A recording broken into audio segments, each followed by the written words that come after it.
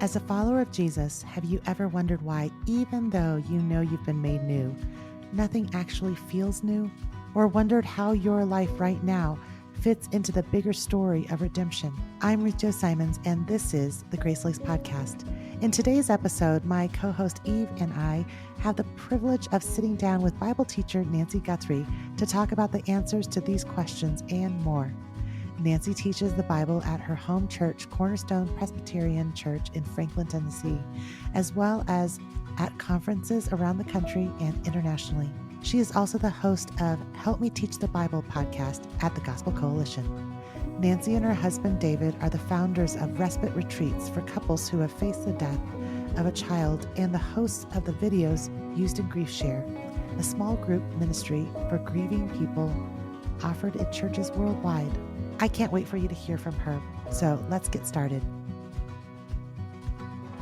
Well, Nancy, Eve and I are so excited to have you on the podcast today because you truly are one of our very favorite Bible teachers who has impacted both of our lives for many years. So welcome to the GraceLaced podcast. Oh, well, thank you for having me.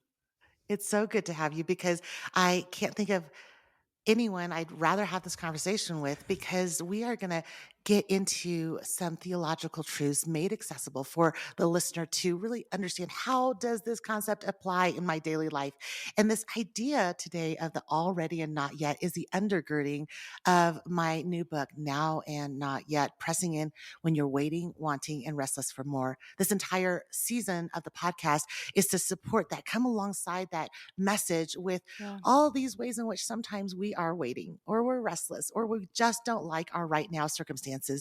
And yet, as a believer, as a follower of Jesus, we know that this is not all there is, and that right now doesn't define everything that is true, sometimes even when we can't feel it. So, Nancy, I just want to have you share and help our listeners understand what is this biblical and theological picture of the already and not yet concept that we encounter when we read our Bibles.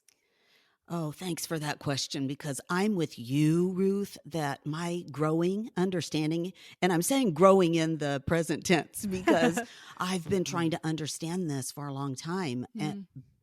But I feel like it really has changed my life in so many ways. And I intend to spend the rest of my life actually seeing my life in terms of this reality and anticipating my future in terms of this reality.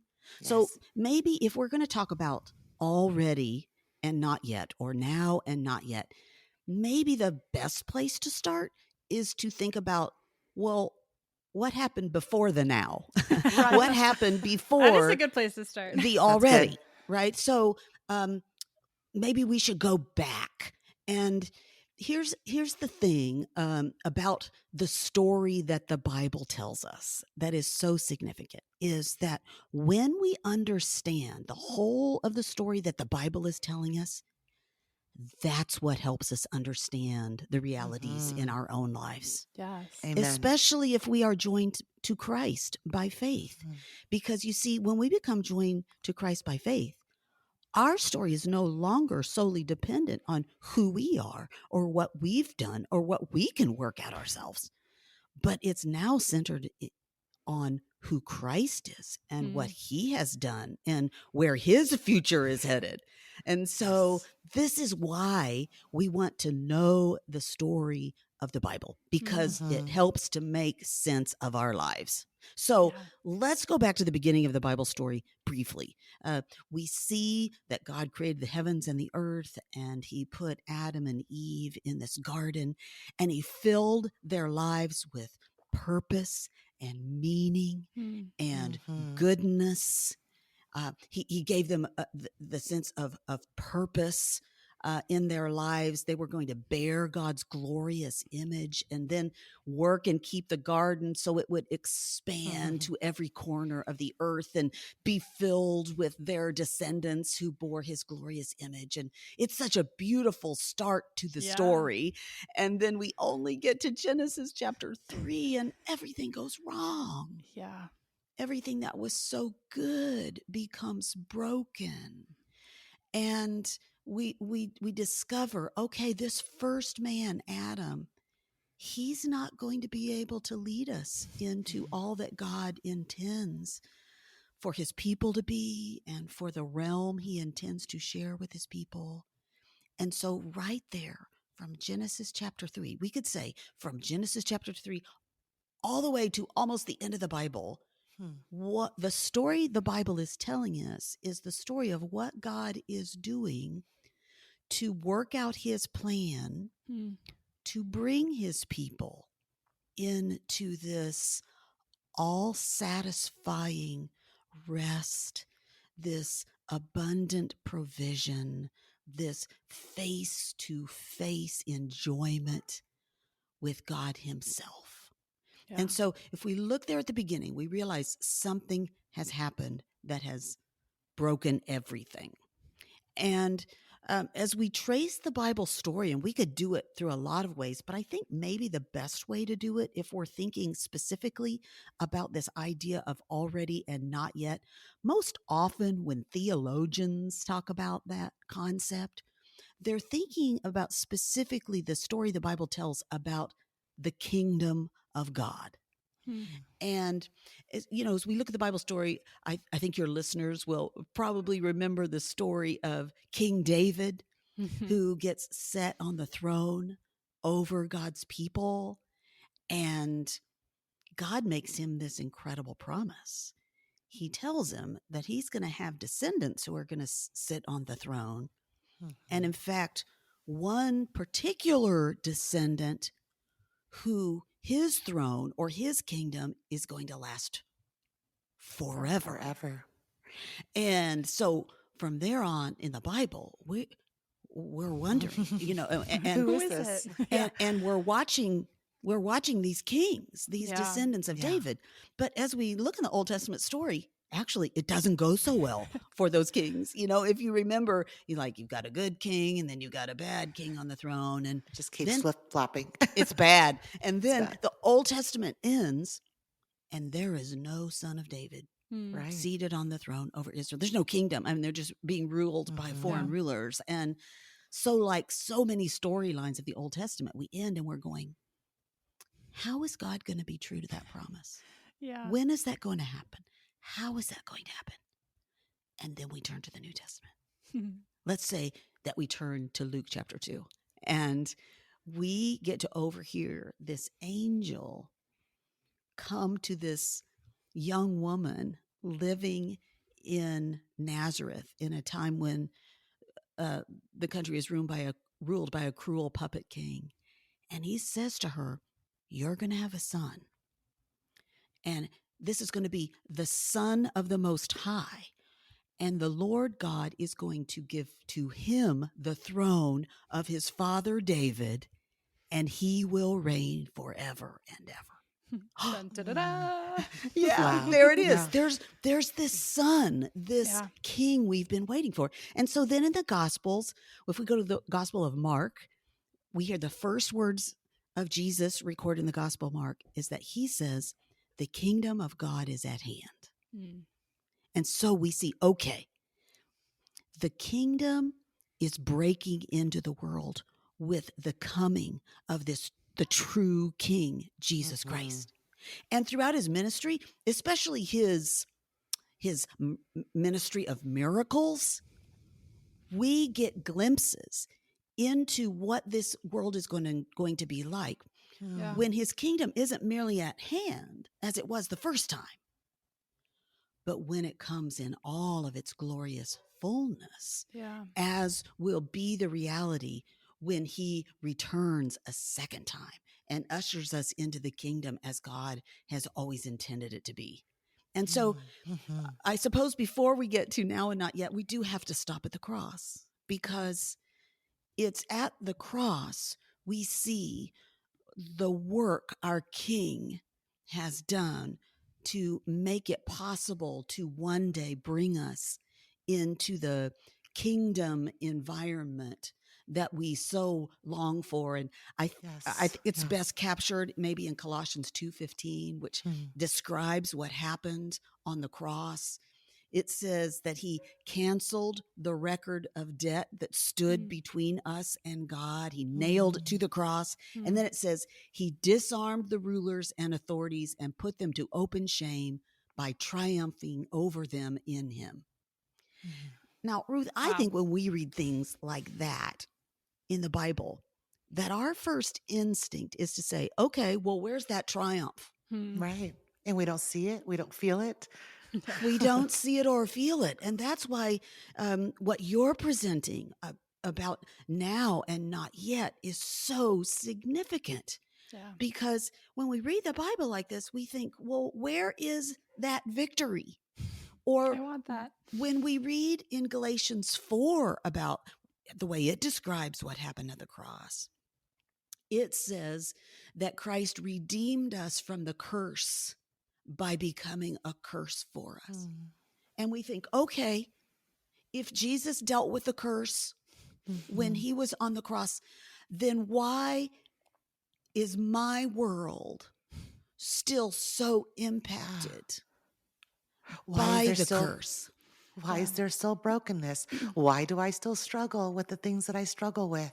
Or sometimes we might go, well, if Lord, you promised so much freedom, and I know there's freedom in Christ, why do I still feel so stressed out sometimes and so bound to the little idols in my life? Or why do I still struggle the way I do? And those are valid questions. And sometimes we want to fix those issues both spiritually and physically by saying, well, let me just rush this along and figure out how I can stop feeling this way and get on the other side of this tension that is what's currently true and Let's where I skip want to this be. part. Let's just Yeah. skip to the good part there. And, Nancy, I just sat there in awe that I just needed to hear you recount the good story of God's redemption plan because, it's been walking with Jesus for so long. And yet I don't always have the luxury of somebody telling me straight into my earphones here just how glorious that truth is. Yeah. And I think as a follower of Jesus, we need to remember and rehearse and recount the entire picture of God's glorious salvation plan, his rescue plan, his loving kindness towards us. Because otherwise, if we only look at the right now, the sliver that we feel right now, we can't piece it together and we still get really confused. And so thank you. First of all, just thank you for I didn't even want to even breathe and interrupt because I just wanted to hear you go on forever. I'm like, can you keep going? Just just start from Genesis and go all the way to the end, please, because I think sometimes that weaving together helps us remember that we need the entirety of the Bible story. If you're a parent like me, you hope that your children will grow up to develop an unshakable faith, to follow Jesus and live out his call on their lives in a way that brings glory to God. But you also know that our kids live in a world that can be challenging to follow Christ faithfully, which is why Summit Ministries is such a great resource. Here's how one mom described her kids' experience. I'm not capable of teaching my kids all the things they learn at Summit. I homeschool them and we read a lot of great books together, but nothing compares to what they've internalized after attending Summit. Summit takes the best of the best speakers and they plan each session in such a way that the kids can get the most out of it. That means having downtime, having fun activities, good food, thoughtful dialogue, access to speakers, staff connection, all of it. I'm sending 3 of the Simon's Man Cubs to Summit as soon as our schedule allows, hopefully next summer, and I'm so excited for them. If you have a child between the ages of 16 and 22, send them to a 2-week Summit experience in Colorado or Georgia this summer. Learn more and register at summit.org/GraceLaced and save $200 off the cost with the code RUTH24. That's RUTH 24.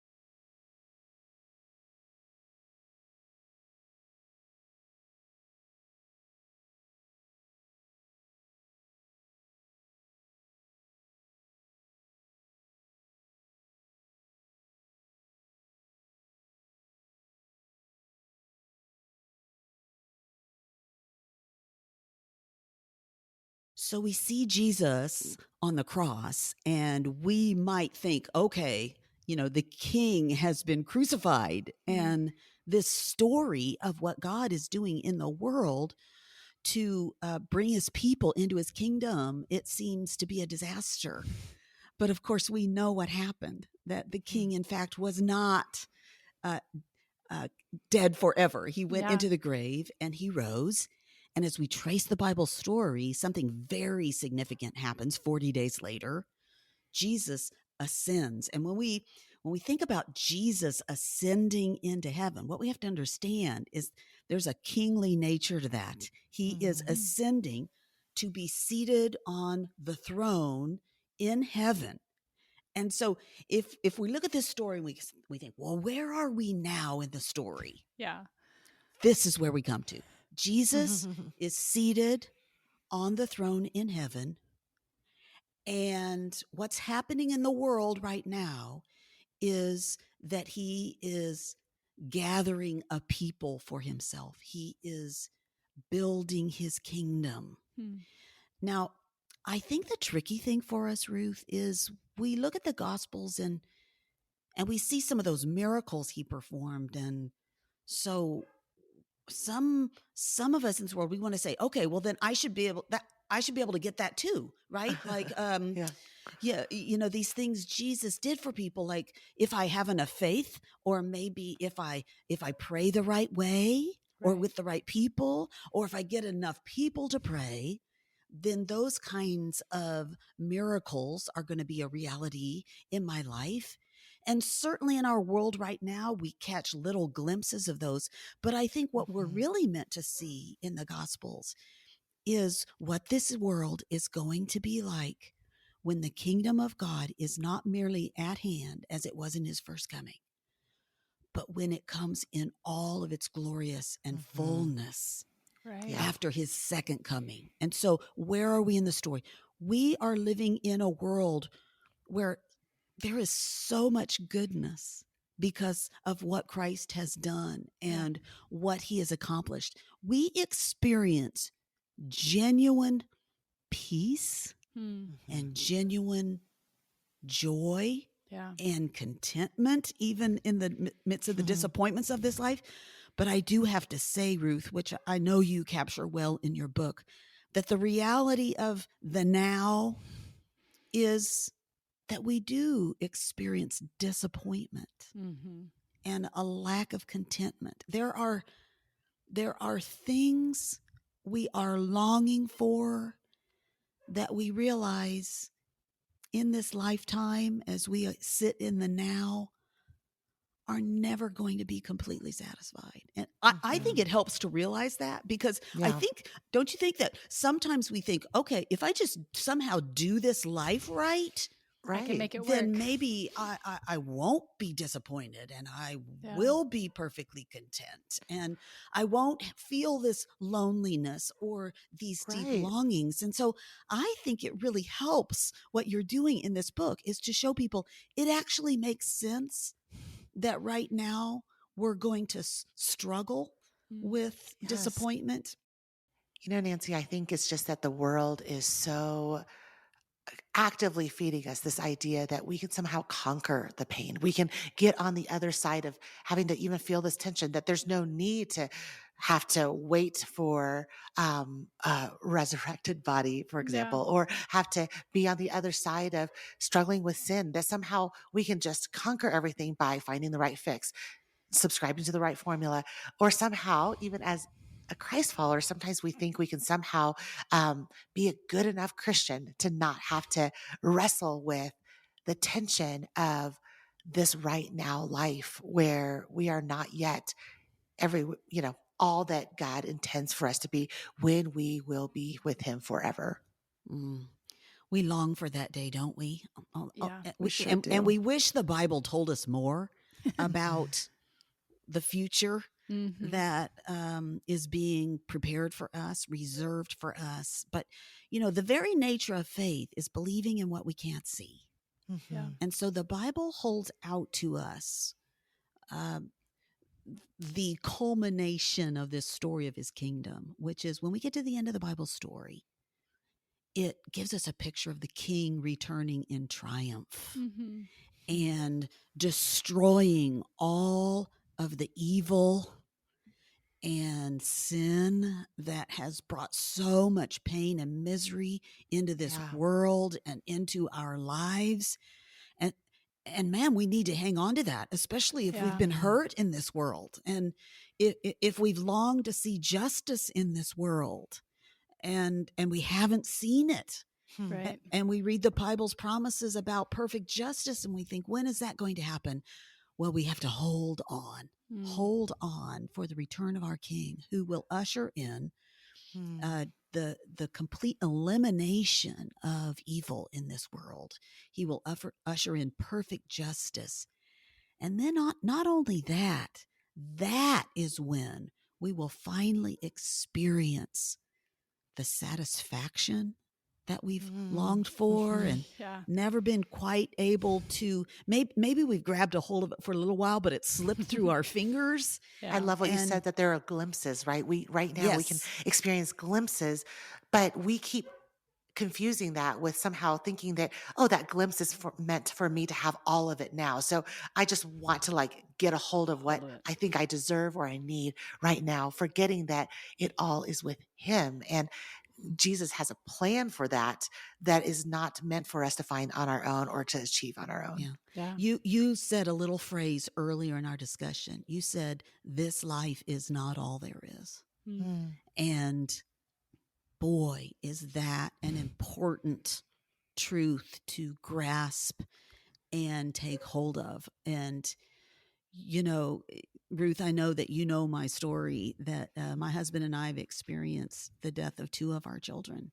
Yeah. And I have to tell you, in the midst of that kind of sorrow and loss and confusion, when I was wondering, okay, wait a minute, I think maybe the Christian life is not all about what I had thought it was up to this point, and found myself grasping for what is true and reliable. What can I really depend on to make sense of this life? And when I think about the things that I grabbed hold of, one was, God is in charge of this world, and he is working out his plans and purposes in this world. And boy, do we need to know that when it seems like the bottom falls out of life and we think this world is out of control. No, it isn't. The king is on his throne, and he is working out his plan toward a good end. And another thing I needed to hold on to was, this life is not all there is. It's all you and I can see right now. And so it's so easy to just be obsessed with what we are seeing with our eyes and what we can experience in the number of years, this maybe 70, 80, 90 years or less that he gives us. And so we just think everything we're expecting, we want it in the here and now. And so we've got to grab hold of that truth that you gave us, that this life is not all there is, because that is the hope that the Bible holds out to us. The hope the Bible holds out to us is not that if we take hold of Christ, he's going to make everything right in the here and now. That's good. Yeah. The hope the Bible holds out to us is, hold on, because you have a future that awaits you because you have taken hold of Christ by faith. And that future is going to be a future of no more sorrow and no more tears and no more death, and perfect satisfaction, face-to-face relationship, eternal joy, eternal life. And that's what we by faith take hold of even now, as we live in the now of this world, awaiting the not yet. Yeah. What do you think is one? I mean, you just gave such great encouragement of things to hold on to, like truths to keep rehearsing in that tension that we may be feeling right now. Is there maybe one practical encouragement you would give somebody who's listening to the podcast today who says, I hear all of what you're saying, Nancy, and it makes sense, and I'm trying to hold on to that future, but like, what do I do today, right now? Well, I think the most important thing that we have to do is be very aware of the voices that we're listening to. Mm. And if those voices are feeding our inordinate expectations for the here and now, Yeah. So good. or if those voices are feeding our joyful, contented anticipation of what is reserved for the future. Yeah. That's You know, helpful. the voices, so much of social media, certainly all of the commercials that we watch on television, and let's just face it, we consume a lot of that, right? And We so do. that can be a very a dominant voice in our lives, which is, you just buy this mascara and you're going to have long lashes, and you're going to All your problems are solved. you're going to be as beautiful as you were always hoping to be. But then when we listen to the voice of Scripture, what it says is God is at work in you even now, making you beautiful. Because he is. He's at work making you genuinely beautiful. Where is that beauty? It's beginning on the inside. Yeah. But it's not solely reserved for the inside.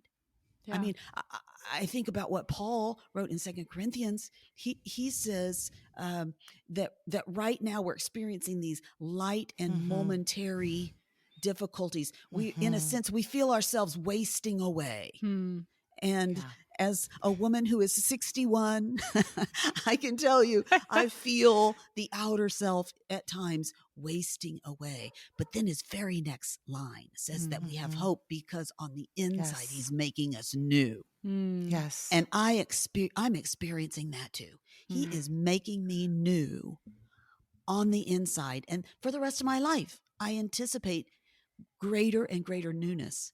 But you know what? There's going to come the day that I'm going to die, but that's not going to be the end of my story, because what I'm anticipating in the future is pervasive, permanent newness, a beauty. I'm going to be crowned with a beauty that's going to last for all eternity that I never can expect to achieve or keep hold of in this life. What you're describing is a transformation of the mind and the heart based on knowing the truth, clinging to the truth, and letting that transform even the way you live today. Because that picture of mascara and beauty issues, it could seem like a real simple, like silly surface level example. But the truth is, when we start thinking about who we are made to be because of Christ and our actual ultimate purpose spiritually, it transforms the way we even think about what this body is purposeful to do. Like, why are we even here? Why do I have eyes to see and hands to use? Why has he given me the faculties that I have? And I was thinking as you were speaking, Nancy, that it's hard to put our hope in heaven when we're constantly obsessing about our lives on earth. That it's hard to put our hope in what God is doing for all of eternity, what his eternal purposes are, where he's bringing us into eternity forever in his presence. How do we keep hoping in that if we're daily obsessing and constantly allowing ourselves to be fed with a constant influx of, you got to have it all now. You need to find your satisfaction now. You can control your destiny. You can have everything you want right now if you just work harder or do these things. And so I love that practical advice for the person who's listening right now going, okay, that's great. I know we're in it for the long haul. We need to look to Jesus and keep on persevering and keep holding on. But your encouragement is that right now, take inventory of what voices you're allowing to feed your soul and what you're allowing yourself to be consumed by, because obsessing about your current circumstances is not going to help us to get any further in hoping in the eternal things of God. Yeah. Oh, that's so helpful. Thank you so much for joining us, Nancy, today. It was such a joy to hear from you and to be taught by you. And I know that listeners will agree. If they wanted to find you somewhere online, how would they do that? And what are you working on right now that we can look forward to? Well, it's not too hard to find me, nancyguthrie.com. And Well, I'm currently working on, for the past 5 years, I've been going around the country and now internationally offering what I call the Biblical Theology Workshop for Women. Yeah. And honestly, it's centered on training people how to understand this story of the Bible that Mhm. makes sense of our story, Mm. uh, and focusing on where that story is headed. It's headed toward an eternity with Christ. And so I love getting to do that, and getting to do that at this point all around the world. And are you still open for people to register for those? Can they learn more about it somewhere?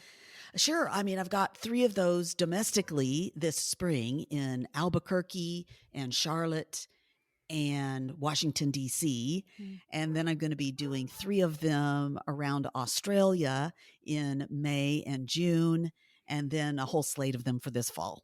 Well, I want to go to the one in So fun. Australia. Why don't I just Okay. go on? Yeah, Let we'll me pick go that carry for your you. bags for you. Thank you, Nancy. Thank you so much for joining us today. I know that our listeners are going to be chewing on this, thinking on it, and just pressing in there right now, because you've given us just a reminder of how good the story really is and how much we can go to God's word and remember that he is in control in our now and not yet stories this very moment. Thanks so much. I've enjoyed this conversation. I hope our conversation with Nancy encouraged you as much as it did me. And if it did, I'd be so honored if you shared this episode with a friend or on social media. Thank you for joining us today.